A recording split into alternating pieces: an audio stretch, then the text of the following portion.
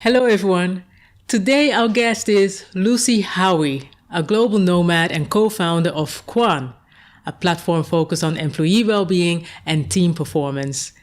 She has an MBA from Edinburgh Business School and a diverse career spanning multiple continents and industries, during which she gained a wealth of experience in areas such as strategic decision-making, product development, and leadership. Welcome to Lex Woodley Interviews.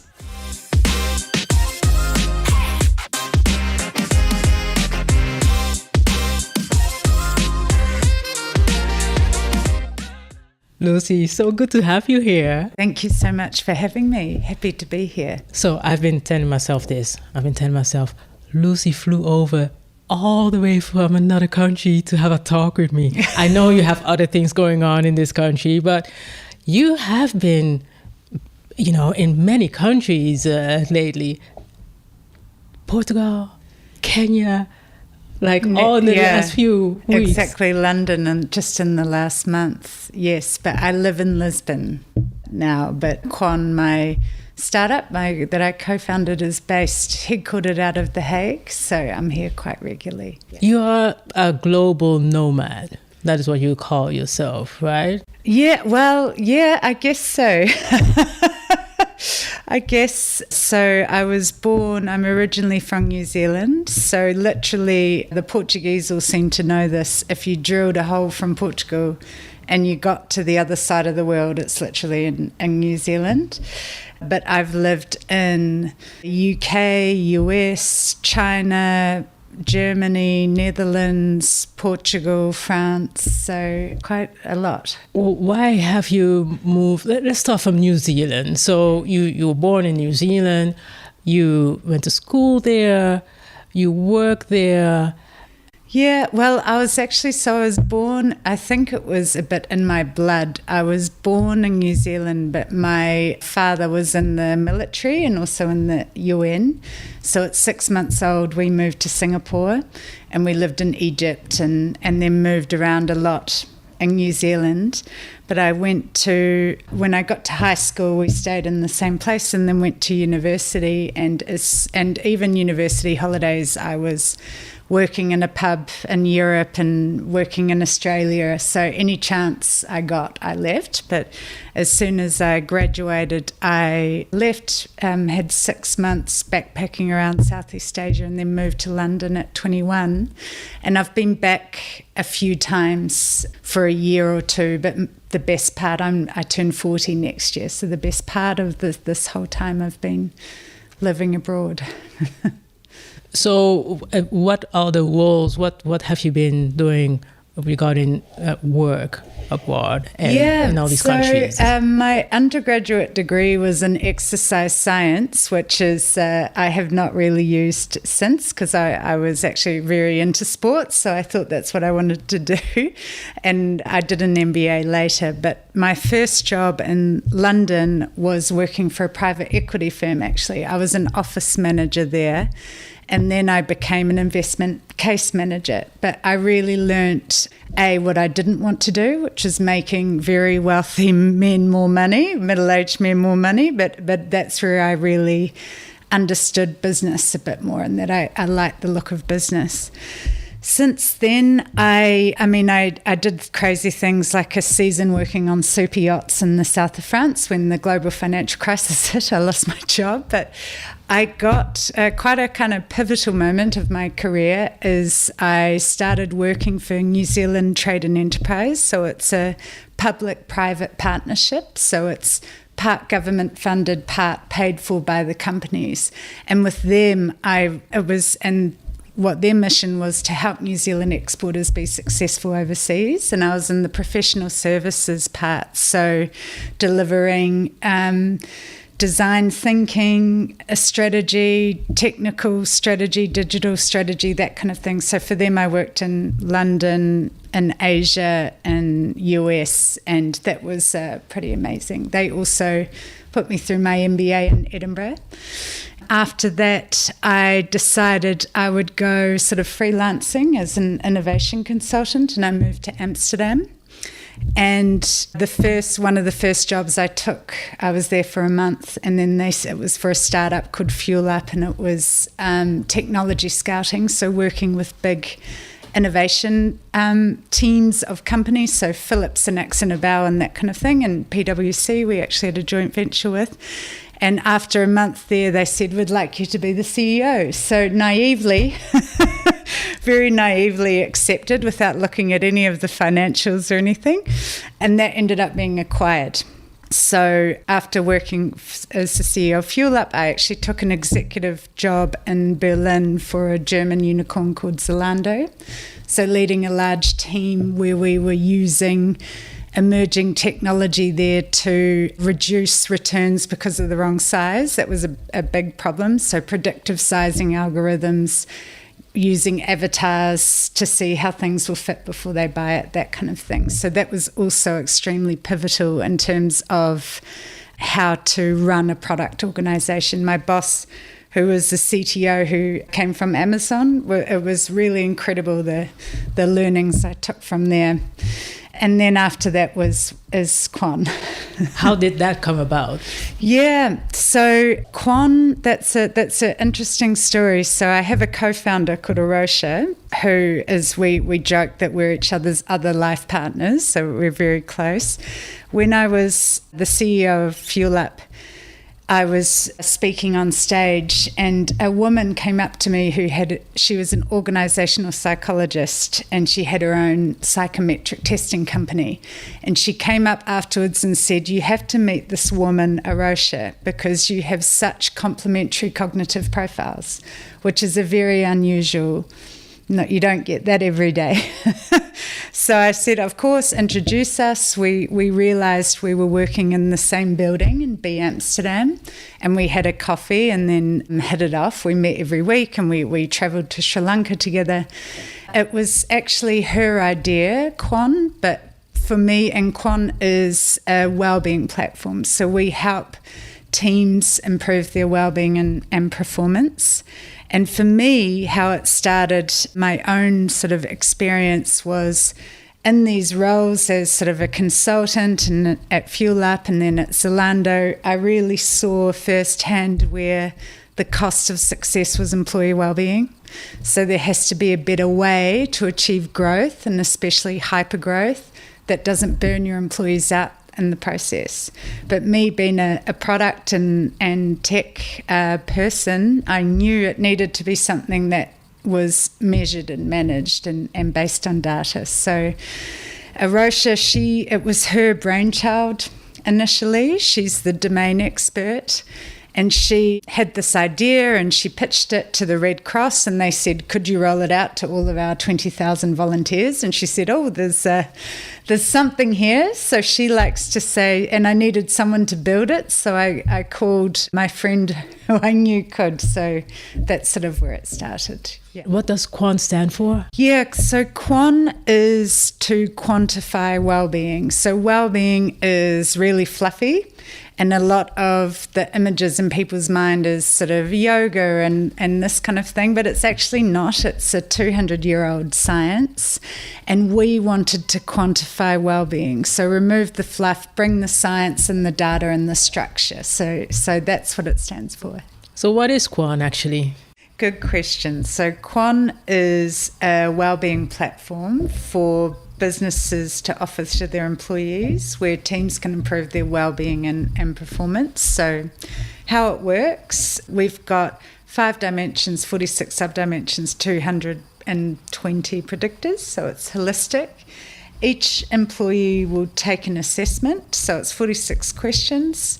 It gets aggregated and anonymised to team levels, so we need a minimum of 5 to complete it to protect the anonymity of we would never share someone's answers with the organisation. That's very important. So as a team, they can see, and the manager, these are the things that are scoring well, these are the things that are scoring the lowest. They then take a structured conversation, we call it a retro, where they go through the data and the team understands why is the scoring low, understand a little bit more the real reasons why, because they answer a few more questions, and then they choose one action that they want to do to improve it for the next quarter. So that happens once a quarter, and then you can see the impact. So the average improvement of teams that go through the process, so let's say they decide they want to focus on stress at work, and an action that they choose is, we call it a ritual, is bug bashing, where in your weekly meeting, everyone brings something that they're struggling with to solve, and you crowdsource a response to it. So it's very designed to be simple and easy that you can implement. The average improvement is 25%.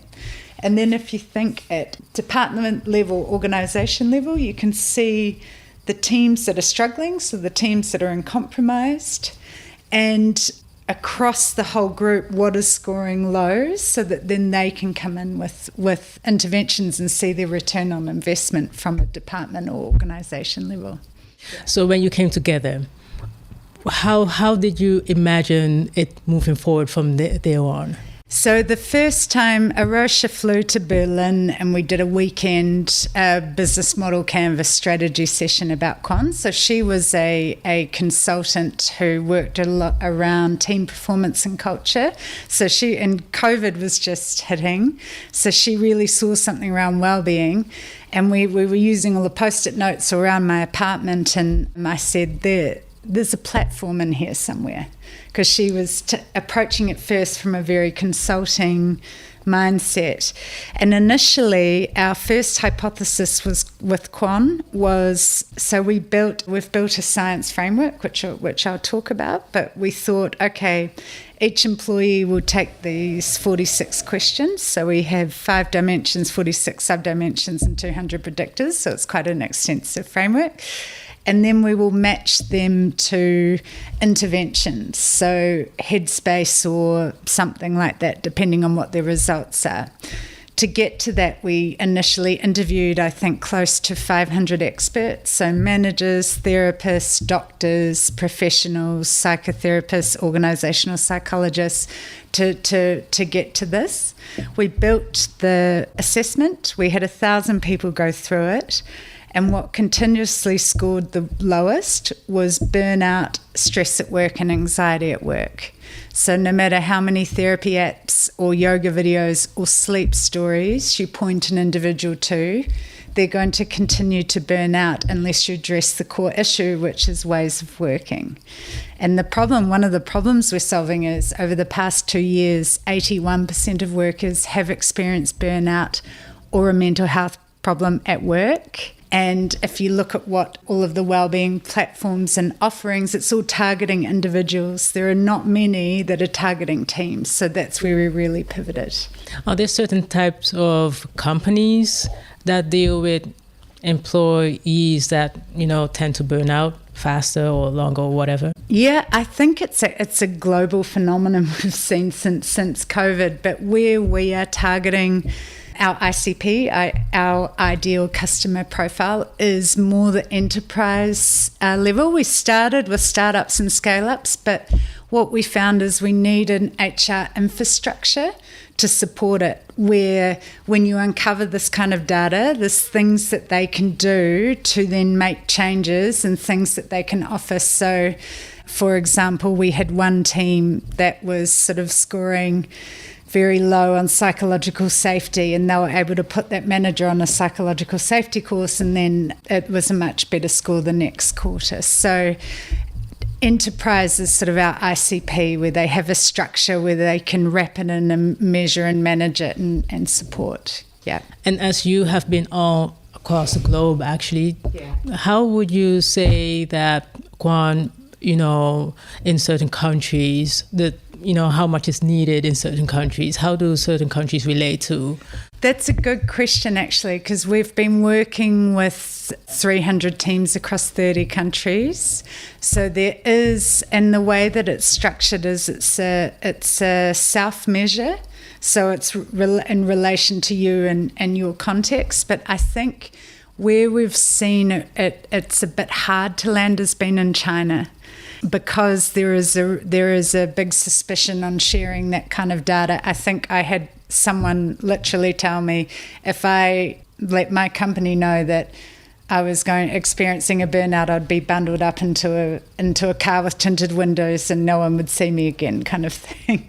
So that's probably where it's the least so far, a bit harder to get in. But we've been working with knowledge workers, so it's usually around tech or enterprise, remote first. So a lot of it's designed to be done remotely, that kind of thing, where it works well. How does remote first, or is there some kind of relation when it comes to people who work from home more, or is there something to that? I think what we saw with COVID was you can't separate your personal life and your work life. They influence you and your well-being. So our measures measure in general at work and in personal life, and we show the results for that as well. So I think that's been the main thing, that you can't separate yourself. That if you're not sleeping, it's usually because of something at work or something at home is affecting something at work. So you can't separate them out. And I think it's just become much more accepted now because of this hybrid or working from home. Yeah. How does your team look like? How does Quan look like?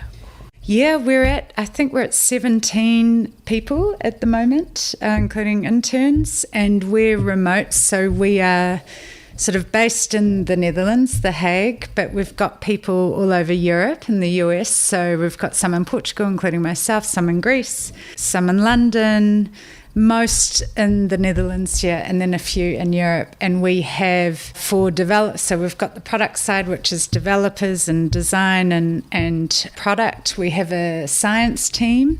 So everything we do is evidence-based, and it goes back to the Quan, the quantifying. But that's important because only 2% of corporate wellbeing offerings are actually evidence-based, and we have a collaboration with King's College in London who are scientifically validating our framework. So first our assessments and then the actual the intervention that we do. So it's like a clinical trial. We've got some PhDs working on it.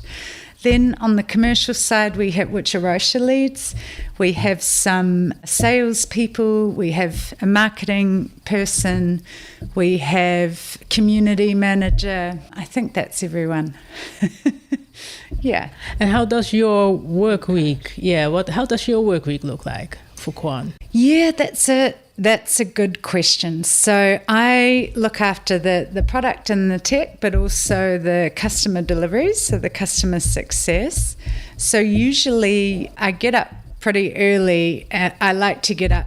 Arosh and I are both very big on our own well-being, and I know we are a well-being company, but we've had to come through a journey to find a good balance from that, because when you're founders it can be quite all-consuming. Yeah. So I usually get up pretty early, do some emails, then I really have to prioritise going to the gym. So for me, fitness is really important for my own well-being, so I would do that most mornings. Then my week is kind of split between delivering to customers, so meeting with leadership teams and going through results and this kind of thing. A lot around kind of the product, which is doing user interviews, building and testing and iterating on new features or things that we're building and wanting to get feedback on. And then another part of it is probably like investors and management of the company. So I look after the finances, that kind of thing. So yeah. And I was triggered by what you said, that you and your co-founder, you came from a journey of well-being, figuring that out. That is what tell me more about that. Yeah. So when we started Quans, so we will be 5 years in September, which is crazy. But kind of 2 years ago, a pivotal moment for us was we got accepted into the Y Combinator Accelerator program. So yeah, it's an accelerator program in Silicon Valley, which is one of the best in the world. So there's 17,500 applications per year, and they accept 300. And we were one of these 300, which was incredible, but it's very competitive and very demanding.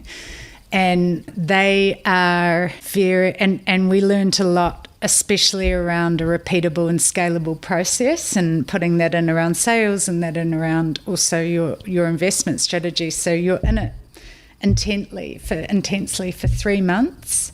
And at the end of it, you pitch to demo day, which is where you're in a room with 1,000 investors and you're meant to raise your round. But leading up to that, week on week, you have to demonstrate growth. So you need to be selling, and you also need to be, all the deals are done before that demo day normally. So you also need to be pitching to all of the investors. So that was a pretty crazy period. So how many hours were going into? We were, because it was still during COVID, we did it remote. So we would work a full day in Europe, and then it would start at 6 p.m. till normally 1 a.m. and that's it, and that's every day. It's really the Silicon Valley startup scene. It's really a win at all costs attitude.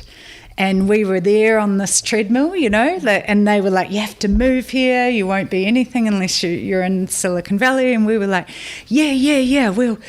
And then we realized, hang on, this is everything that we're trying to promote against, you know. So it was quite, well, for me especially. And Arosha because she had 2 kids and she was pregnant when we started Quans, so had even her own challenges with balancing with family. But we needed to come back to what was important for us and what our values were and what we're trying to do. Yeah, so that was quite an important where we needed to take care of ourselves, and we didn't during that period. Yeah. So where are you at? What's the status of your startup? So we've raised 3 million in funding now. So we did that in the beginning of the year. We're at seed round. We have close to 30 sort of enterprise customers. Before you go ahead, for the ones who don't know, what does seed round mean? Yeah, so a seed round, it's different stages of funding. So usually there's a pre-seed, which is friends, what do they call it? Friends, family, and fools. Yeah, the 3 Fs, yeah. Yeah, which we did. And then there's a seed round, and it tells you what stage you're at with your business. And the next round for us will be Series A. And I think only 10% of startups or something get through to Series A. So it's really tough going through these stages. It's tough to raise. We will most likely do Series A towards the end of the year, beginning of next year, I think. But in the meantime, we're really trying to scale, and we've shifted a bit. We've signed a big partnership deal with Zorg van der Zak, which is a arbodienst. It's an occupational health provider in the Netherlands. So they really take care of employees. The Netherlands is actually amazing. In Germany, where if you get sick, you get paid by one of these insurance companies in long term. So that's what they take care of. So they have all of the sickness data, but they want to move more into preventative measures, which really works for us because Quan is preventative. We want to prevent these burnout and prevent people going on this long-term burnout leave. So we are integrating into their platform, and it'll eventually be available to their 60,000 customers that they have, which is pretty exciting. So we're trying to look at some other partnership models that we're discussing as well. Yeah. You mentioned that going to the next phase, just 10% make it. Yeah. So I can imagine that you could give some advice for the ones who would like to get as far as possible as, being a startup. What are the things that are key? Yeah, that's a good question. So I think it's very, very tough to do it alone. I mean, there's no way. Arosha inspires me every day, and I would choose her 100 times over, honestly. But I think I know YC have these 5 reasons startup fail, and they're the most successful. So they've had Airbnb and things through, so that they have a lot of data. And mismatching co-founders is a big one. So make sure you choose wisely. make sure that you're very aligned on where you want to go and you're clear and transparent. That would be one. Another one is making sure that there's a problem that you're solving and it's a problem that you care about, because you are going to be living and breathing this problem. For us, it's already been 5 years. So our mission at Quan is to place wellbeing at the heart of success, and we believe that wellbeing metrics should be seen as equally as important as financial KPIs. So our mission has been everything for us through everything we've been through. So if we didn't have that, I think that would be tough. The other thing is understanding who your users are. There's a real mentality of that I saw, especially in Silicon Valley, of build it and they will come. That's not how we like to do things. I don't think that's best practice. It's first really living in the problem space, understanding your users' needs, iterating and building something that they want or that they need, and that's important. And then the last thing I think is, which a lot of startups don't do, is analytics. So that was something that YC really helped us with, of making sure you're tracking key metrics and that you're tracking the right metrics.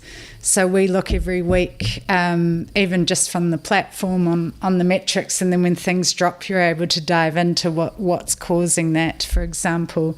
But also when this kind of the technology, the market was starting to crash a bit, but exactly when we were raising, which is like, yes, perfect. But I remember seeing something about looking at the ratios. So it's important. It's not just enough to be growing month on month. What's your CAC, your customer acquisition cost? So that kind of analytics, I think, is another big one. Yeah. How would you describe yourself as a leader within Quan? Yeah, I think if I would look at both of us, which is important, is trying to lead without ego. So I know that that's maybe a little bit counterintuitive, but you have to be open to learning. You have to be open to failing and learning as much as possible. You can't go in with a big ego and do that, I think, in this and be as successful. We really live our values, so that's extremely important for us. That's why we've attracted the types of people that we've attracted. So, and what are your values? Yeah, so it's really about integrity is core. How we choose investors, how we choose customers that we work with, we need to make sure that it's for the right reasons, that it's values alignment.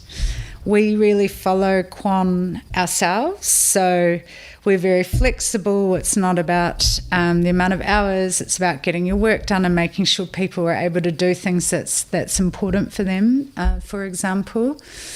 Another leadership for me is I really love sort of personal development. So I'll work with my team on getting them towards where they would like to go and making sure that they have a path. So, for example, one of the product managers wanted to get into design, so I got her shadowing our designer and then leading projects on design for herself, that kind of thing. So that's, I think, a big one, which also leads to I generally follow the 70-20-10 rule, where it's 70% on the job training, 20% learning from others, 10% formal training.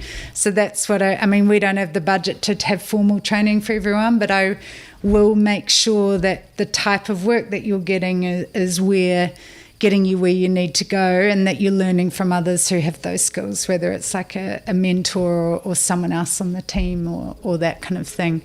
And I think the last one is having a clear vision and making sure everyone knows how the work they're doing and why they're doing it and how it reinforces that vision.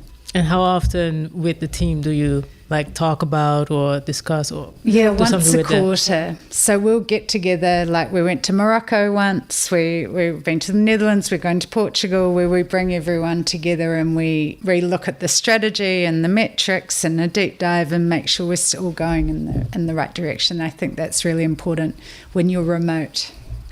How would you say that female leadership makes a difference? Doesn't make a difference that there are two founders, female founders doing this? Yeah, I think there's a difference with leadership and with founders. So with leadership, I mean, all the research shows women leaders generally are a safer investment because they do better with longer term.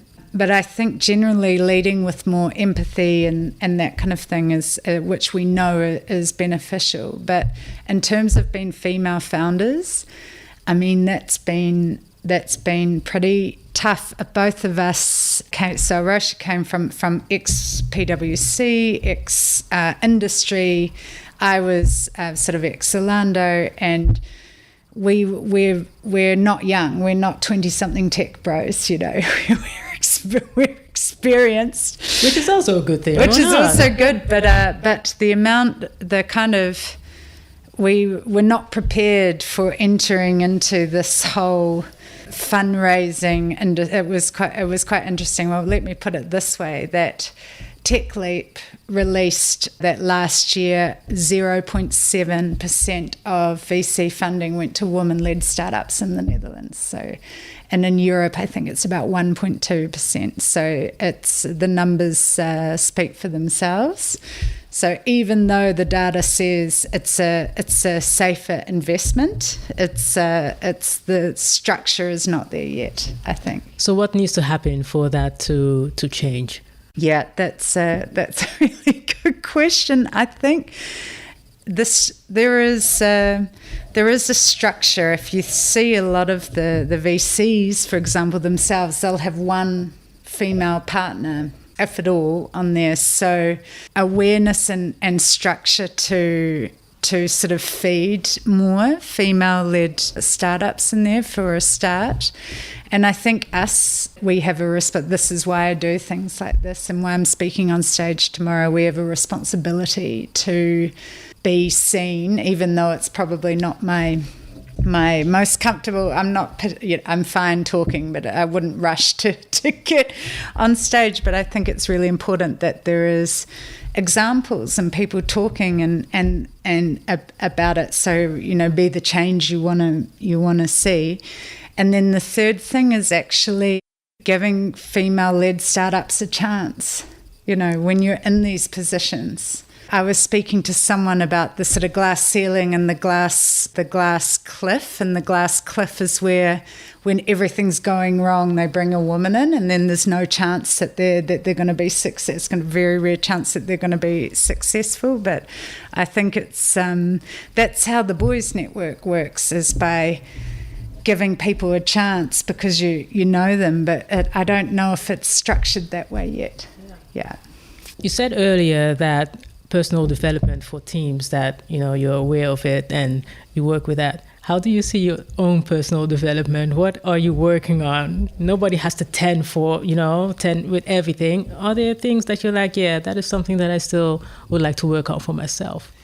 Yeah, that's I do love personal development, and in fact at one point I was mentoring 10 other people outside of the company, and it was Rosha said, oh, maybe this is getting a bit much of the time. I need to focus on our own people, of course, but for me, the personal development, I mean, it is, you can't even describe the steep learning curve you do as a founder. It's every day, every week, there's things resilience and learnings and things that you do. So just the job in itself is self-development, but I'm starting to think that as I was talking about this sort of female founder topic, I feel like there's more I can do there that I'd like to move into when I have a bit more time. So, which is not anytime soon, but yeah.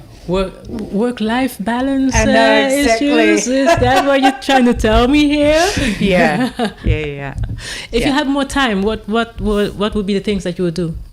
Yeah, if I had more time, that's I haven't even thought about it, to be honest, because my key focus is getting Quan to where she needs to be.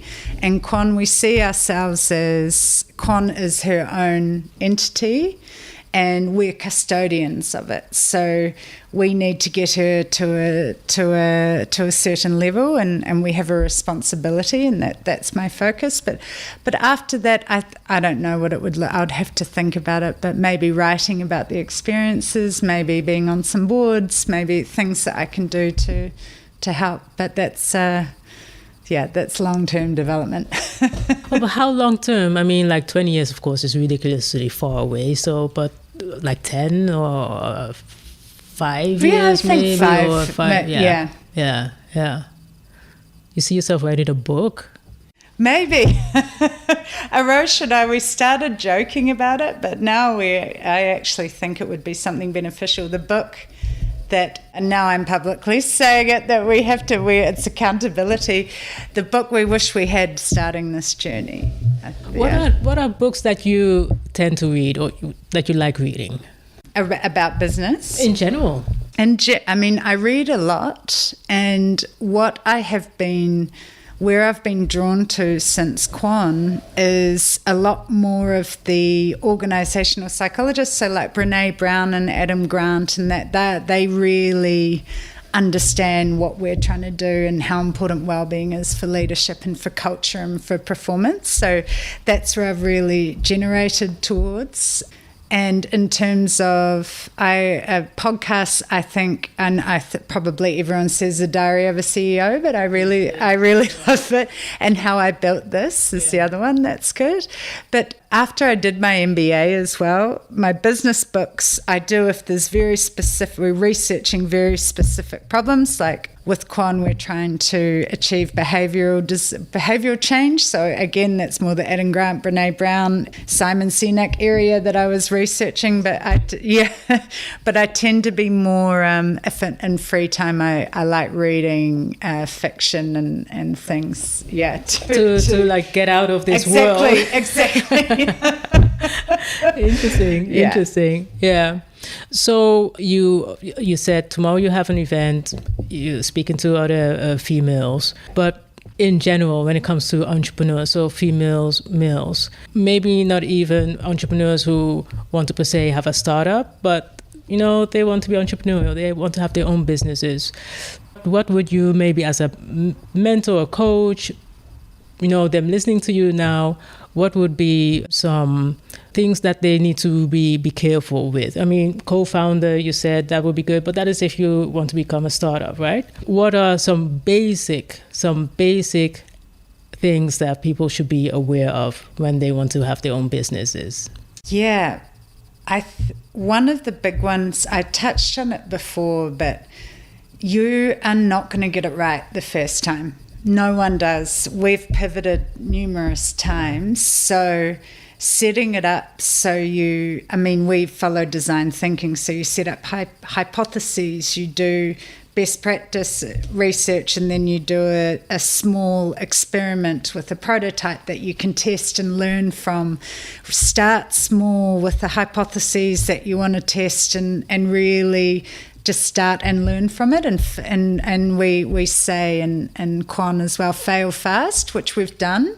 We've tried it. It didn't work. It was in a small, controlled environment that didn't have, it's not a big bang that has a big impact. So understanding what the hypotheses are you want to test, starting small, building it, testing it, and iterating and learning would be, I think, the first thing. I was talking to someone a few days ago about the differences between European culture and American culture, and we were wondering if there's a difference in being an entrepreneur in the US or in like the Netherlands, because in the US people expect you to fail because then you're like, at least you're doing There's something. a huge difference. Yeah. In the US, you add a few zeros to everything, your valuation, the amount of money you raise. But Europe is generally, and the Netherlands, conservative. For sure, because our parent company is in the US, which means we're in a very kind of an awkward position where our parent company is in Delaware, but we operate in Europe. So that's one thing, that it's in Europe they're more conservative. In the US, it's much faster and with much more. But in the US, it's really especially you can also see it in the difference in the attitude towards well-being and employees. In the US, it's really win at all costs, burn and crash fast, whereas Europe, they really take care of their people and prefer a more stable. I mean, everyone would love a hockey stick, of course, but are a bit more invested in a more impactful, stable growth, I think. But in the US, culturally, they're all brought up to believing that they can be entrepreneurs. It's quite an interesting mindset. I think it starts very young at school. And because, coming from New Zealand, I don't think I ever heard someone say, I want to be an entrepreneur as a kid. It was just not something that was really in the culture. It's a bit more in Europe, but not as much. So I think that's also a difference, not being scared to take risks and that it's a very viable career path that they dream about when they're little. So when you just said fail fast, yeah. Regardless of the cultures, would you still say that? Yeah. Or would you? Okay. Yeah. Fail fast, it could be like, for example, we tried a partnership, but that we've done many with product things, but we tried a partnership model. We tried it for, I think, up to 6 months with someone working on it. It didn't work, so we stopped it, for example. That's what I mean. But also with building a certain prototype with some reporting, and we tested it on a few customers and it didn't fly, so we stopped it. That's what I mean. So learn fast what's not going to work is equally as important as learning what does, because then you're honing in on the priority and the path that you need to take. Yeah. You said that growing up, you didn't hear as much like, I want to be an entrepreneur. But maybe it has changed now, or is it still the same that in New Zealand? It might have changed now. I'm a bit out of the loop, but my dad was military, UN, and my mum was a mental health psychotherapist. So there was also my family. There wasn't anything around really entrepreneurs. I think it has changed, and I think they're trying to change it, and they should.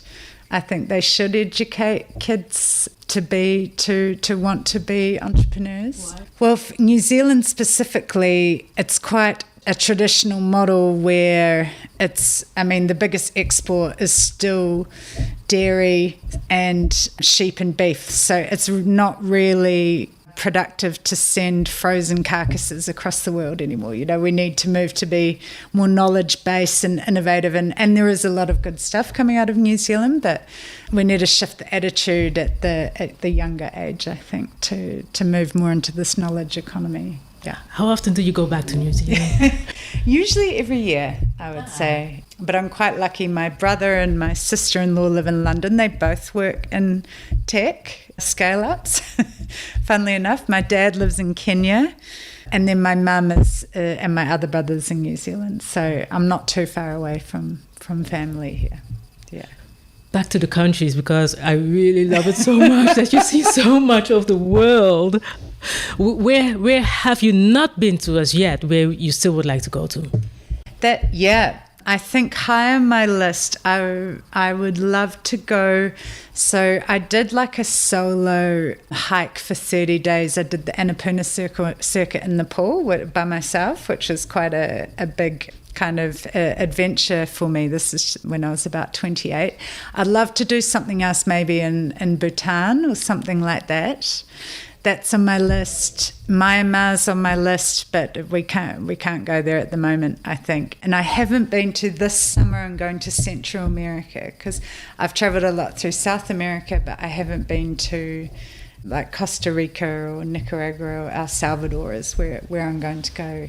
Some beach and hiking for a holiday. Yeah. So being on the beach, just being there for like a few days, that is not your thing. Yeah, well, beach and hike, if I could do both. But this summer, for the first time since Con started, I'm taking like 3 weeks consecutively off. So I'm quite excited about that. So for people who would want to follow what Quan does, follow you, where can they find the information? Yes, so, I mean, they can find me on LinkedIn. My name is Lucy Howie. Quan, we're quanwellbeing.com. We're also on LinkedIn. Yeah, but would love anyone who's interested to talk to reach out. Thank you so much, Lucy, for being here. Thank you for having me.